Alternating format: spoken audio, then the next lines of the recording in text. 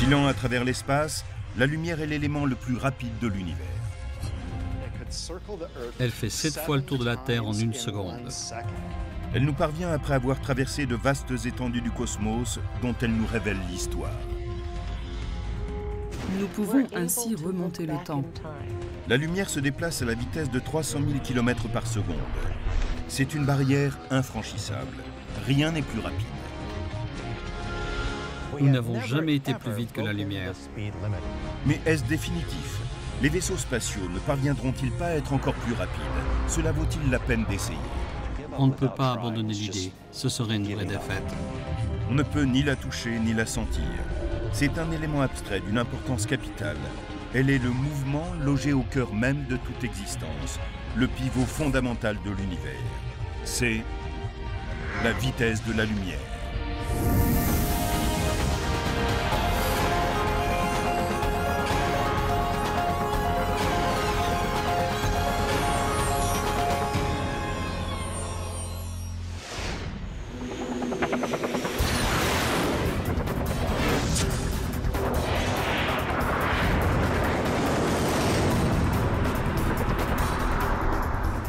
Sur la Terre, où l'on recherche en permanence la rapidité, les hommes, les véhicules et les technologies les plus performantes ressemblent à des escargots dans un cosmos où règne la vitesse de la lumière. C'est la pierre angulaire sur laquelle est bâti l'univers. Il y a une expression célèbre en physique qui dit que la vitesse de la lumière n'est pas seulement une bonne idée, c'est une loi. La vitesse de la lumière fait partie des limites les plus importantes de l'univers. La lumière se déplace à 300 000 km par seconde. C'est tout simplement incroyable. Si elle décrivait un cercle autour de la Terre, elle pourrait en faire le tour 7 fois en 1 seconde. C'est hallucinant. Cette vitesse hallucinante est la première chose à laquelle on est confronté quand on aborde le phénomène de la lumière. C'est largement la sous-estimer que de parler simplement de sa rapidité. C'est étonnant, quand j'utilise mon téléphone cellulaire, je peux parler à quelqu'un qui est à l'autre bout du pays sans être consciente du moindre décalage de temps. Le signal passe de mon téléphone à une tour, puis à un satellite et revient vers la Terre. C'est ainsi que la vitesse de la lumière peut nous sembler sans limite. Le professeur de physique Clifford Johnson, de l'Université de Californie du Sud, est un cycliste acharné. Il roule sur cette piste pour tenter de couvrir les 300 000 km que la lumière parcourt en 1 seconde.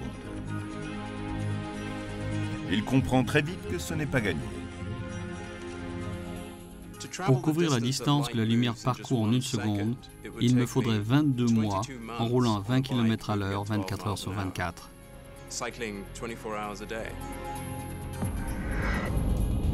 Mais c'est la vitesse de la lumière qui permet à notre monde de fonctionner comme nous y sommes habitués.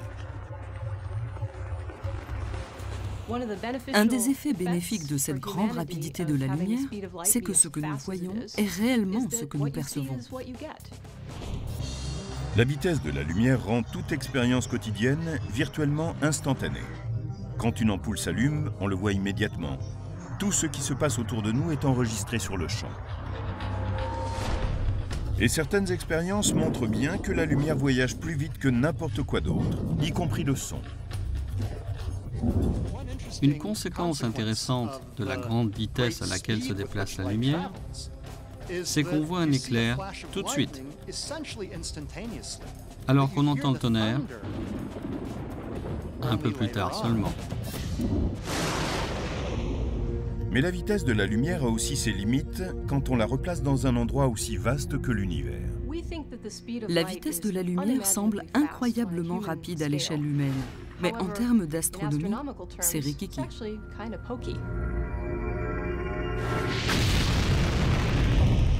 Quand le vaisseau Apollo a été lancé dans l'espace et qu'il filait à la vitesse incroyable de 40 000 km/h, la vitesse de la lumière parut faible quand on voulut parler aux astronautes qui étaient à 410 000 km de là, sur la surface lunaire.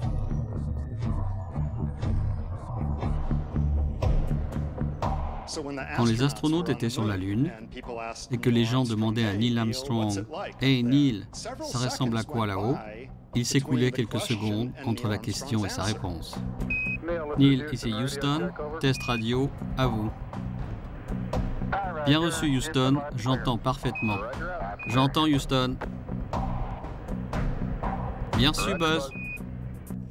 Et ce n'était pas parce qu'il réfléchissait à sa réponse qu'il y avait ces quelques secondes, mais parce qu'il fallait 1,3 secondes pour que le signal arrive à la vitesse de la lumière jusqu'à Neil Armstrong. Et cela prenait de nouveau 1,3 secondes pour que sa réponse revienne par onde radio. Cela faisait 2 secondes 6 au total, sans même prendre le temps de réfléchir.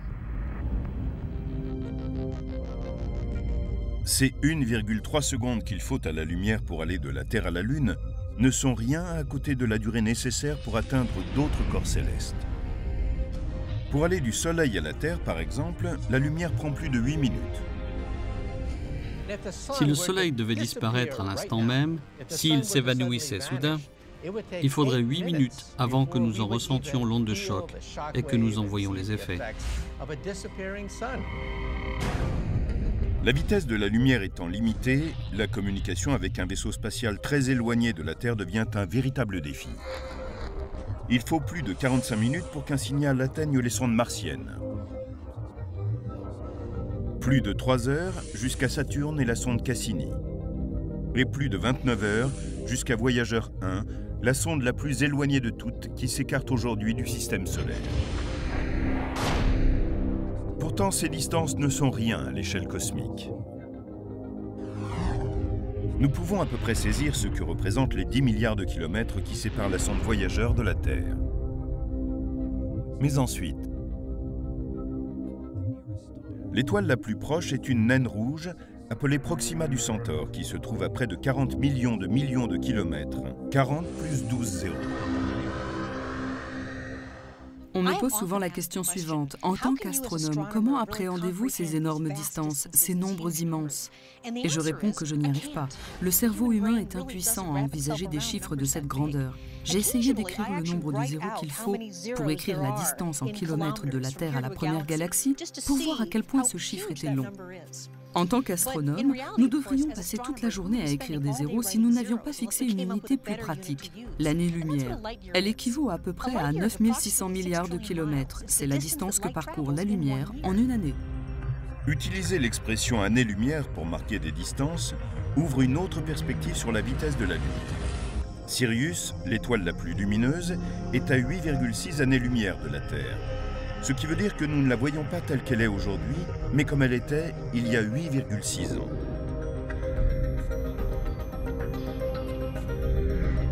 Nous voyons Vega comme elle était il y a 25 ans. Et la supergéante Beltégeuse telle qu'elle était il y a 5 siècles.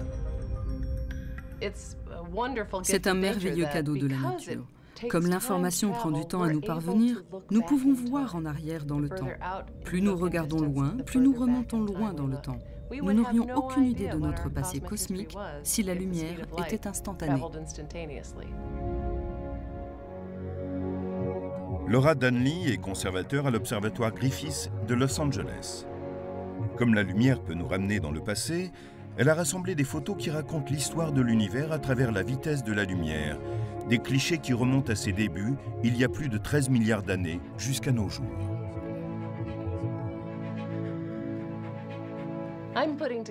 Je rassemble un album qui retrace l'histoire de notre famille de galaxies. Il montre toutes celles que nous pouvons voir avec nos télescopes, depuis que nous avons ces outils. Chaque photo montre un objet de l'univers à une époque déterminée par sa distance en années-lumière. Voici la célèbre nébuleuse du Crabe, il y a 6500 ans. Le centre galactique au cœur de la Voie lactée, il y a 26 000 ans. Et la galaxie d'Andromède, notre voisine, il y a 2 500 000 ans. Mais c'est pratiquement hier à l'échelle cosmique. J'adore cet amas d'étoiles. Dans 90% des cas environ, l'album est rempli de galaxies communes, mais étonnamment différentes. Ces deux-là sont entrés en collision. Comme vous le voyez, l'une semble carrément traverser l'autre. Les galaxies évoluent et entrent en interaction de manière souvent dramatique. Celle-ci doit être à environ 500 millions d'années-lumière de la Terre. Tandis que Laura Denley place chaque image dans cet album, d'autres photos commencent à apparaître.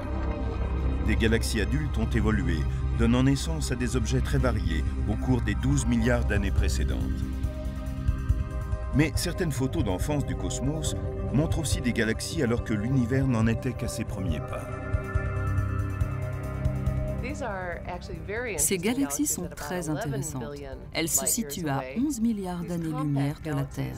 Très compactes, elles ont un âge analogue à celui d'un enfant d'environ 2 ans et demi, quand il commence à savoir vraiment marcher. Mais ces galaxies ont des frères et sœurs plus jeunes. Cette magnifique photo présente une lentille gravitationnelle, un amas de galaxies situé à 2,2 milliards d'années-lumière. Elle courbe la lumière et nous permet de mieux voir dans l'espace et le temps. Cette lentille révèle une minuscule tache qui est l'une des premières galaxies que l'on puisse voir telle qu'elle était il y a 13 milliards d'années, un nouveau-né dans un univers en pleine évolution.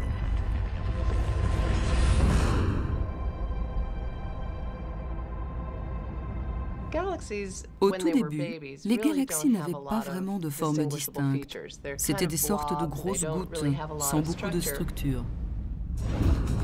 Au début, l'univers était un peu comme une goutte d'eau. Ce que nous voyons de cette époque, ce sont les premiers instants de son histoire qui ne nous parviennent qu'aujourd'hui, 13,7 milliards d'années après leur naissance. Nous voyons aussi les dernières lueurs venues du Big Bang.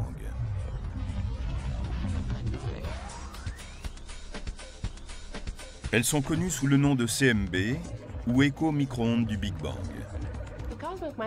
Le CMB est le phénomène le plus éloigné que nous puissions observer, un peu comme la photo d'un enfant pendant l'accouchement. La photo du ciel dévoile une lueur uniforme, c'est-à-dire l'univers tel qu'il était juste après sa naissance.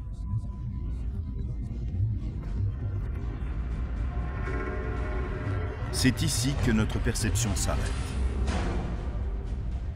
Notre vision de l'univers est limitée non pas par la taille ou la puissance de nos instruments, mais par la limite de la vitesse de la lumière. Comment l'élément le plus rapide de l'univers peut-il nous rendre aveugles à l'infinité de l'espace?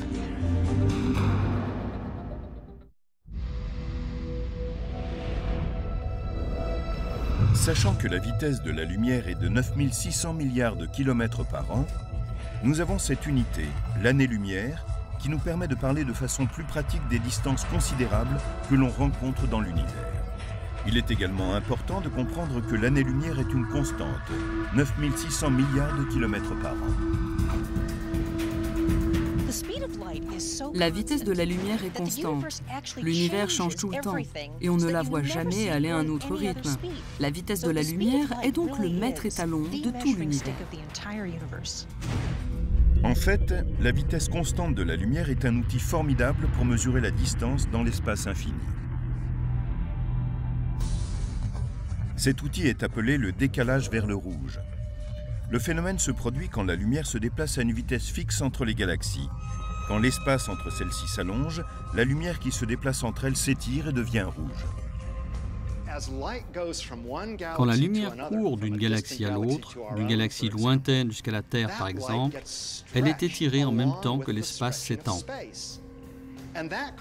Et par là même, une longueur d'onde courte de couleur bleue devient graduellement une longueur d'onde longue de couleur plus rouge. C'est là l'origine du décalage au rouge que l'on voit dans le spectre des galaxies. Comment le décalage au rouge permet-il de mesurer une distance? Grâce à une découverte stupéfiante faite en 1926 à l'observatoire du mont Wilson, près de Los Angeles. C'est toujours émouvant pour moi de me retrouver ici, sur le mont Wilson. C'est à cet endroit précis que notre vision de l'univers a entièrement changé. C'est ici qu'Edwin Hubble a découvert que l'univers était en expansion. Personne ne s'en doutait, et cela a tout changé. Observant partout des décalages au rouge, Hubble découvrit que toutes les galaxies s'éloignaient les unes des autres, ce qui est provoqué par l'expansion de l'espace lui-même, comme nous le savons maintenant. De la Terre, on ne voit pas la galaxie s'éloigner, et c'est pourtant le cas parce que sa lumière est décalée vers le rouge. Une galaxie qui s'éloigne lentement subit un léger décalage au rouge. Une galaxie plus rapide a un décalage au rouge plus important. Mais Hubble a découvert aussi que ces galaxies plus rapides étaient plus éloignées. Cela signifie que plus le décalage au rouge est important, plus la galaxie est éloignée. En effectuant des calculs mathématiques après avoir vu la vitesse d'expansion de l'espace, les cosmologistes ont pu estimer l'âge de l'univers. Et si l'on combine cela avec la vitesse de la lumière, on est face à un immense casse-tête. L'univers est un endroit si vaste que la vitesse de déplacement de la lumière est très importante. L'univers a commencé il y a environ 13 milliards et demi d'années. Cela veut dire que nous ne pouvons remonter que sur 13 milliards et demi d'années. La lumière n'a pas eu le temps de se déplacer davantage. Notre horizon de lumière est une sphère d'un diamètre de 13,5 milliards d'années-lumière, qui contient tout ce que nous pouvons voir. Mais c'est là que réside la grande énigme. L'espace se termine-t-il là? Nous n'avons aucune raison de croire que l'univers se limite à la distance que nous sommes capables de percevoir. Il est possible qu'il soit bien plus vaste, mais étant donné le temps de déplacement de la lumière, c'est tout ce que nous pouvons voir, c'est notre horizon. Examinons cette énigme. Les astronomes d'une galaxie à la limite de notre horizon ne peuvent voir aucune galaxie de l'autre côté de l'horizon. Mais ils peuvent voir des galaxies à 13 milliards et demi d'années-lumière dans l'autre direction, puis des astronomes à la limite de leur horizon peuvent, et ainsi de suite, peut-être jusqu'à l'infini. Comme les astronomes sur Terre, la vitesse de la lumière les a pris au piège. Si nous nous demandons ce qui se passe au-delà de notre horizon de lumière, nous butons sur le fait que la vitesse de la lumière est vraiment une barrière. Est-ce réconfortant qu'il y ait déjà tellement à observer dans les limites de notre horizon? Cette photo d'une beauté à couper le souffle est celle du champ ultra-profond de Hubble, prise par le télescope spatial Hubble. C'est une image extrêmement détaillée d'une région du ciel 100 fois plus petite que la pleine Lune, et qui pourtant comprend 10 000 galaxies. La lumière de certaines avance vers nous depuis 13 milliards d'années. Au-delà se trouve le fond diffus cosmologique qui offre une vision de l'univers 400 000 ans après le Big Bang. Dans l'image traitée selon le code couleur de la NASA, le rayonnement électromagnétique vert représente une distribution de matière tellement uniforme que la température n'offre pas d'écart supérieur à 1/50 millième de degré. Nous ne connaissons rien d'autre qui soit à ce point uniforme. Et pour les astronomes, l'univers devrait être très différent. Logiquement, l'univers devait être bosselé quand on regarde dans cette direction, puis dans celle-là. On devrait observer des concentrations de matière totalement différentes et des températures aussi. Et pourtant, tout cela est extrêmement uniforme. Nous sommes donc en face d'une énigme. Cette énigme débute à la naissance de l'univers, au moment du Big Bang. Si au départ la matière s'est dispersée en tous sens, pourquoi cette uniformité? Aucune explosion ne mène à cet état d'uniformité. Imaginons une explosion que nous connaissons, une bombe atomique, un morceau de TNT. Rien d'uniforme dans ces phénomènes.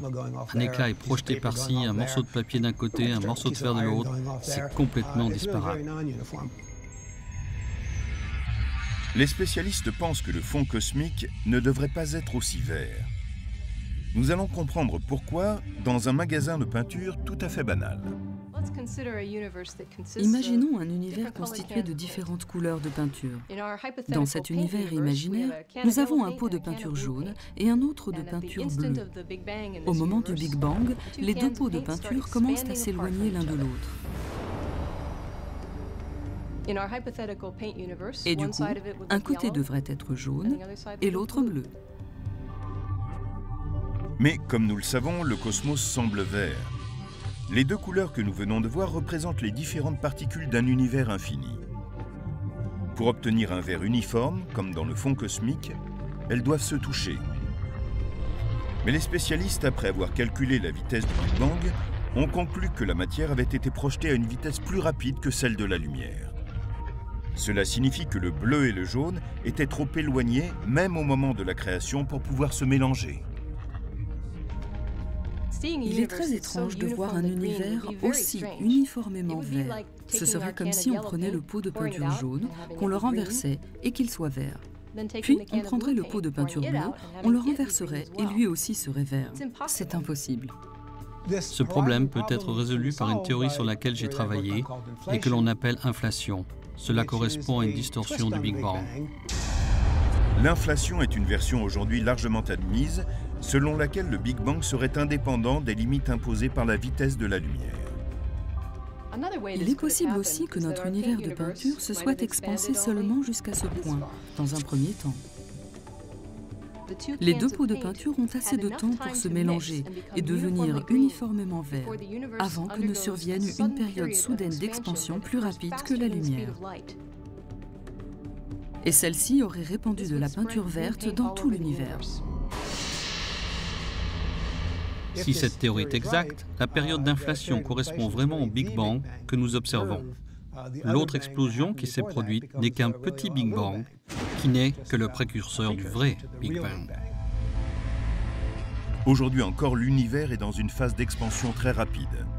Les galaxies s'éloignent les unes des autres à un rythme tel qu'elles semblent dépasser la vitesse de la lumière. L'expansion de l'espace, plus rapide que la lumière, pose maintenant une autre limite à ce que nous observons de la Terre, car les galaxies continuent à filer loin de nous.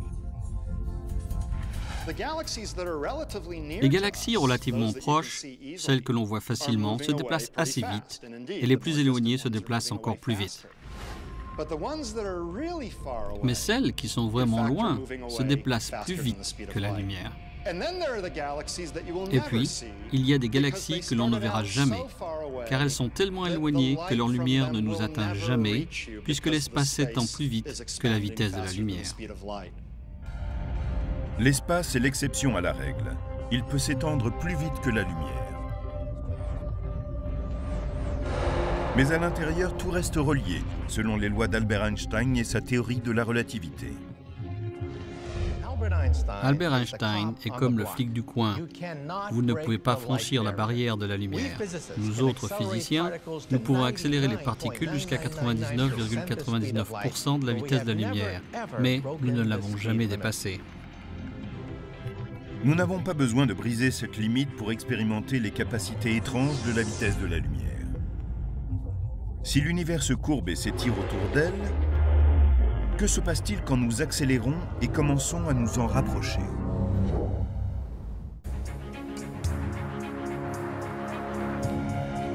Pour la plupart d'entre nous, la lumière semble être un élément très simple, un phénomène naturel qui nous permet de voir l'univers.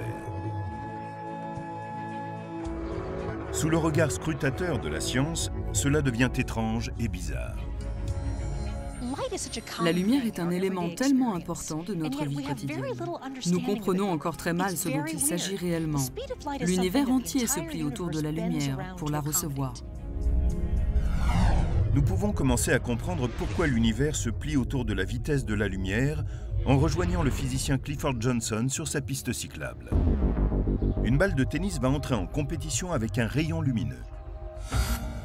Si je jette un objet quelconque comme une balle de tennis, quelque chose que je peux lancer à une vitesse donnée, celui-ci va parcourir une certaine distance. Voici le trajet de la balle de tennis quand Johnson la lance tout en restant immobile. Elle se pose à la moitié de la piste.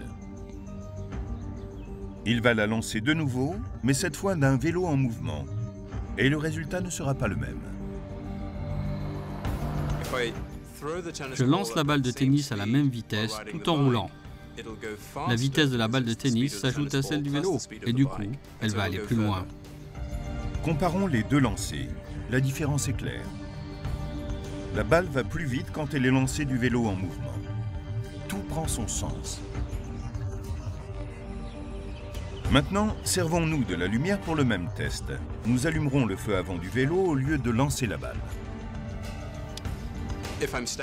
Si je reste immobile et que j'allume le feu avant de mon vélo, son rayon lumineux va se déplacer à la vitesse de la lumière, à aucune autre vitesse que celle de la lumière. Supposons que le rayon lumineux soit assez lent pour que nous voyions son déplacement sur la piste. Nous marquons sa position un court moment plus tard, puis Johnson allume le feu avant alors qu'il est en pleine vitesse de course. Il se produit quelque chose d'inattendu. La lumière parcourt la même distance que dans le premier cas. Contrairement à la balle de tennis, la vitesse du vélo ne s'ajoute pas à celle de la lumière. La vitesse de la lumière demeure immuable. Les deux rayons lumineux parcourent la même distance parce que la vitesse de la lumière est constante et ne dépend pas du mouvement de sa source. C'est peut-être contraire à ce que nous attendions, mais c'est un fait. Dans l'univers, tout rayon lumineux se déplace à la même vitesse, dans un espace vide, quelle que soit la vitesse de l'étoile ou de la comète ou de la galaxie qui en est la source. Après cette découverte de savants de la fin du 19e siècle, Albert Einstein effectua des calculs et développa sa théorie de la relativité, qui a pour centre la vitesse constante de la lumière. Comprendre la vitesse de la lumière nous a ouvert une fenêtre sur la nature de l'espace et du temps, tel que nous l'appréhendons aujourd'hui.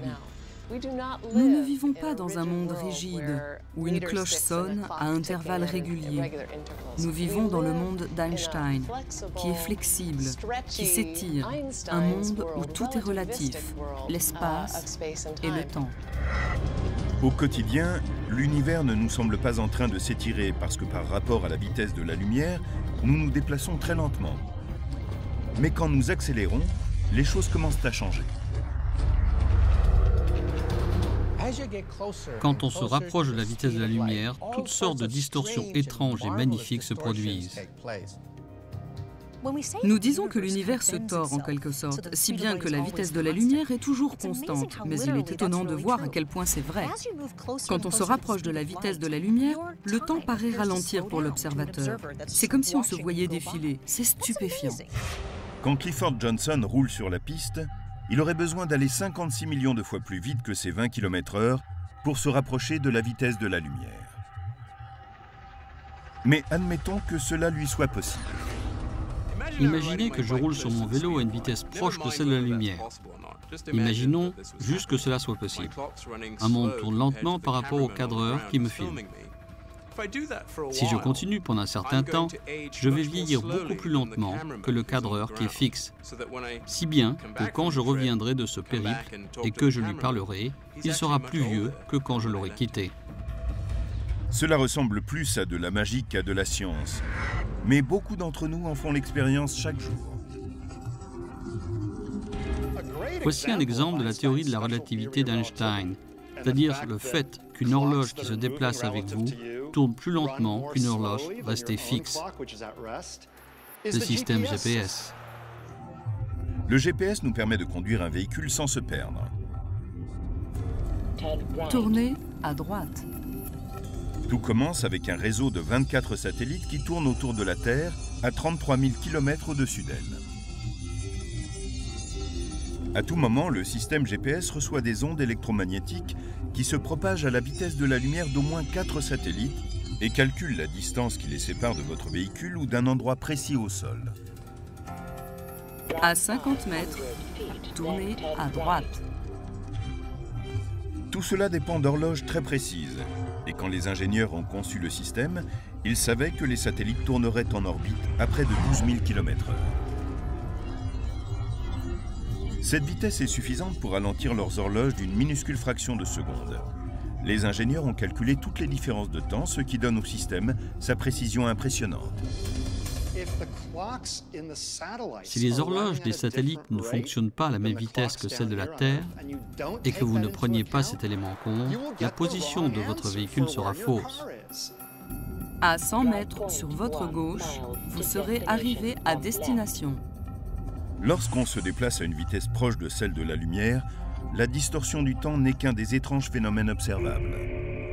Sur la piste cyclable, Clifford Johnson tente encore d'aller plus loin, tandis que l'espace commence à faire des choses étranges avec lui et son vélo.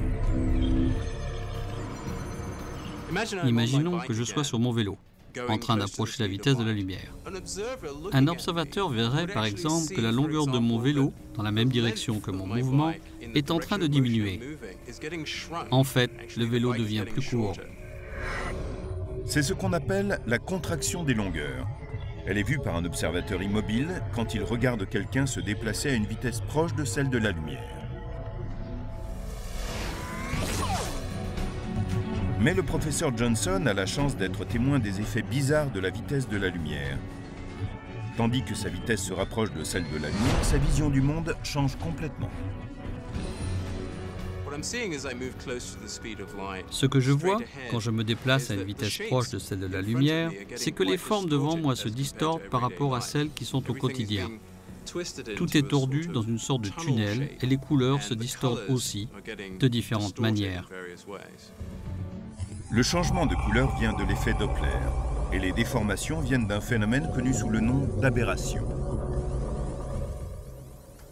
Cette distorsion est quelque chose de similaire à ce que vous verriez si vous étiez en train de conduire sous une pluie diluvienne. Immobile, vous ne verriez que la pluie tombant tout droit si vous regardiez dehors par la fenêtre, alors que si vous vous déplaciez dans la tempête, vous verriez la pluie apparaître inclinée vers vous à la suite de votre mouvement. C'est ce que vous obtenez quand vous vous déplacez à une vitesse proche de celle de la lumière vers des objets qui sont devant vous. Il n'est pas nécessaire de voyager à une vitesse proche de celle de la lumière pour expérimenter les distorsions provoquées par un mouvement à travers le temps et l'espace. Nous les observons à chaque minute de la journée. Des distorsions produites par la barrière de la vitesse de la lumière se produisent tous les jours dans notre vie. Mais les effets en sont si infimes que nous ne pouvons les percevoir. Dans un monde qui se meut lentement, la vitesse de la lumière provoque d'autres phénomènes étranges que nous percevons parfaitement. La vitesse de la lumière peut être une constante, mais seulement dans le vide spatial. Quand la lumière se déplace à travers des éléments comme le verre ou des fluides, elle ralentit sensiblement. Si ce n'était pas le cas, les télescopes et notre sens de la vision seraient impossibles. Mais que se passerait-il si la lumière ralentissait encore davantage, si sa vitesse devenait nulle ?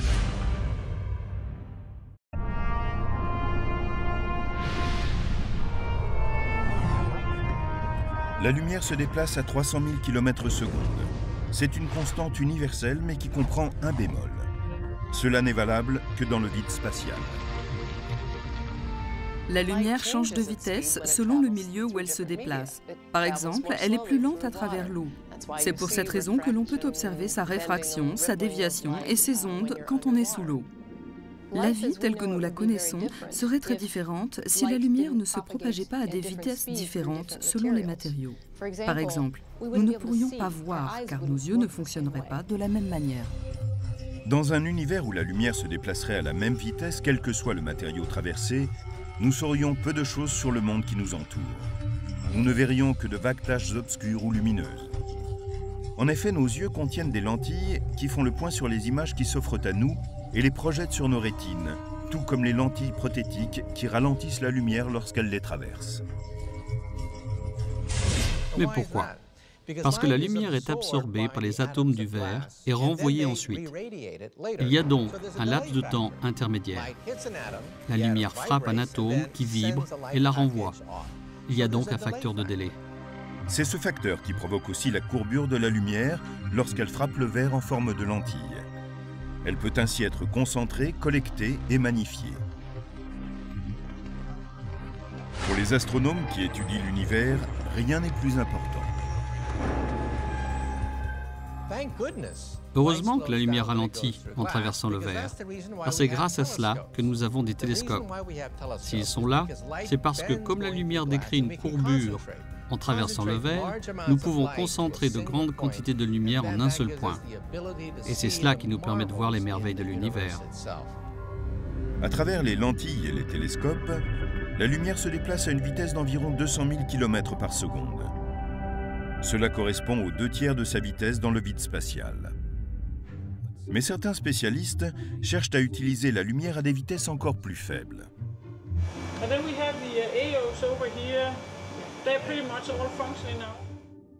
Dans son laboratoire sur le campus de l'université d'Harvard, Lin Hao a ralenti la lumière au point extrême, jusqu'à 0.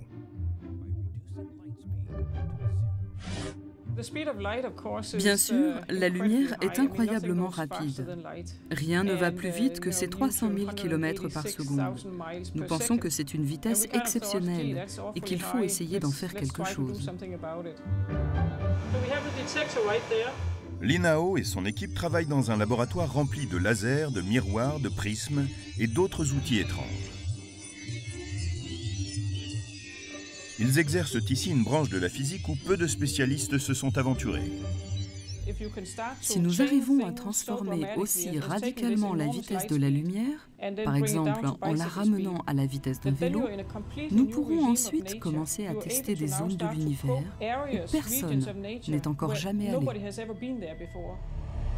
Dans le labo de Lin Hao, on ralentit la vitesse de la lumière en dirigeant des lasers sur 2 nuages microscopiques de gaz de sodium, refroidis à quelques milliards de degrés en dessous du zéro absolu. Un laser de contrôle frappe les 2 nuages et les prépare à l'action. Puis une brève décharge de lumière est tirée vers le premier nuage. Elle est bloquée par le gaz et ralentie jusqu'à atteindre une vitesse de quelques kilomètres par heure. La décharge de lumière mesure 1 km de long dans l'espace libre. Elle se comprime comme un accordéon en entrant dans le nuage d'atomes et finit par mesurer seulement 0,02 mm. C'est moins que la moitié de l'épaisseur d'un cheveu. C'est tellement petit qu'elle va finir par se fondre totalement dans le nuage. Lin Hao dit que l'empreinte atomique de la lumière dans le nuage de sodium est une copie parfaite, noyée dans les atomes, de l'impulsion originelle de lumière. Elle peut ensuite être arrêtée dans l'espace libre entre 2 nuages avant de repartir. Quand elle entre dans le second nuage, un autre tir du laser de contrôle la redéploie à sa taille, forme et vitesse originale de 300 000 km par seconde.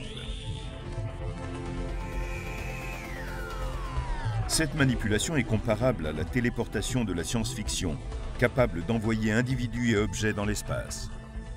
Dans ces expériences, nous arrêtons l'impulsion lumineuse dans une partie de l'espace, nous lui redonnons vie ailleurs et la replaçons sur son chemin initial. Depuis que la lumière peut transporter une information, cette technologie futuriste ouvre la voie à des ordinateurs qui seraient basés sur la lumière et pourraient se passer de puces et de câbles. L'information serait lue directement à partir de la lumière, plus rapidement, de façon plus compacte et plus sûre qu'avec les outils dont nous disposons aujourd'hui. Mais le plus grand rêve des spécialistes se trouve à l'autre bout du spectre. Face à la vitesse de la lumière, nous sommes toujours comme devant un mur infranchissable.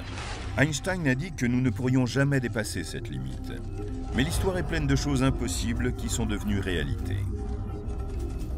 Serons-nous capables de rejoindre les étoiles dans des vaisseaux plus rapides que la lumière? Et dans ce cas, quand?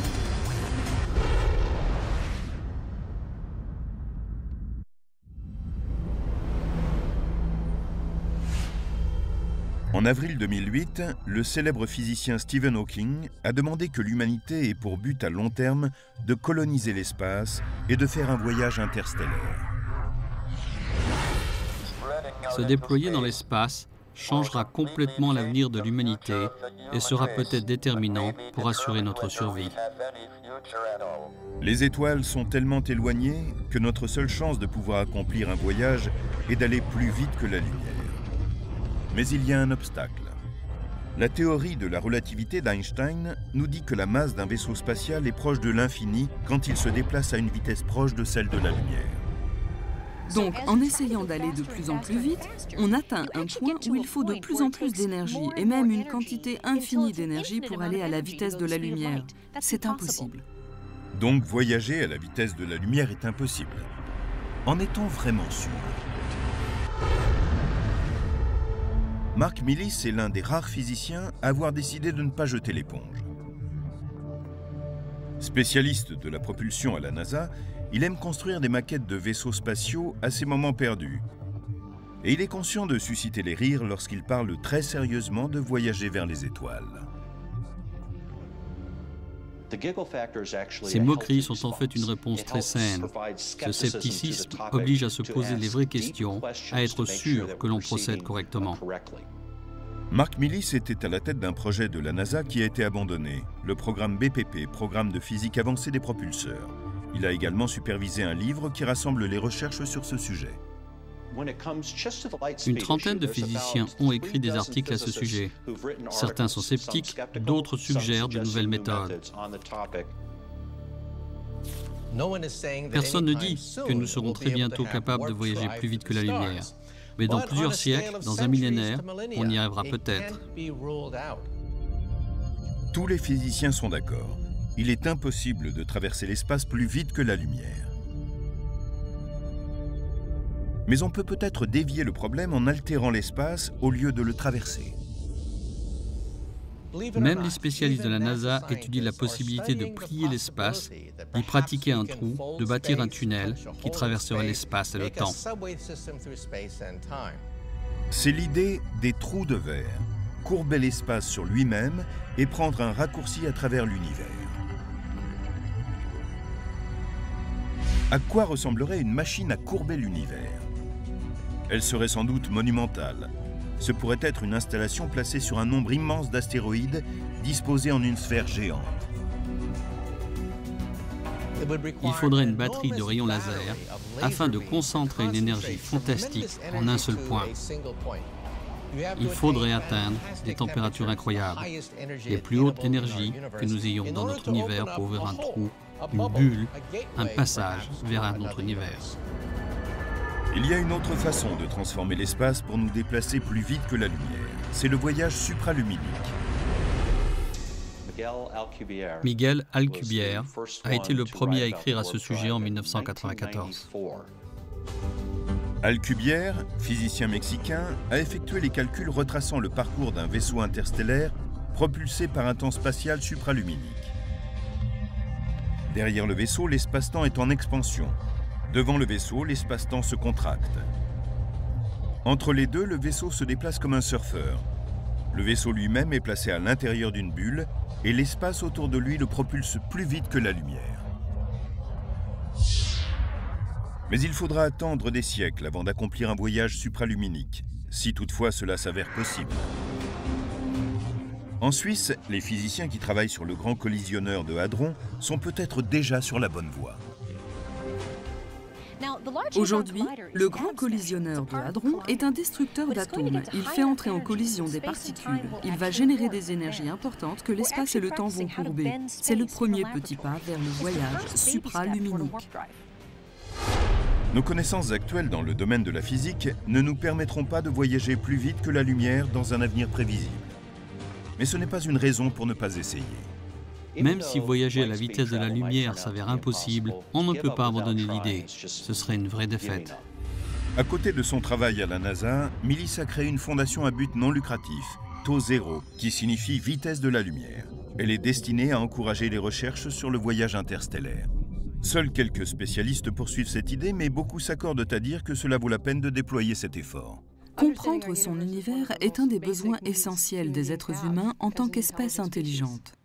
Alors, devons-nous continuer nos recherches sur les technologies et les principes physiques qui nous permettraient peut-être de voyager plus vite que la lumière? Même si nous ne découvrons jamais le moyen de voyager plus vite que la lumière, nous pouvons découvrir des tas d'autres choses très utiles. Et si la science constatait que la barrière de la vitesse de la lumière était infranchissable et le voyage interstellaire impossible? Cela donnerait une toute autre importance au vaisseau spatial sur lequel nous vivons, la Terre. Cela nous obligerait à utiliser notre technologie pour la préserver, puisque nous sommes ces éternels passagers dans notre voyage à travers l'univers.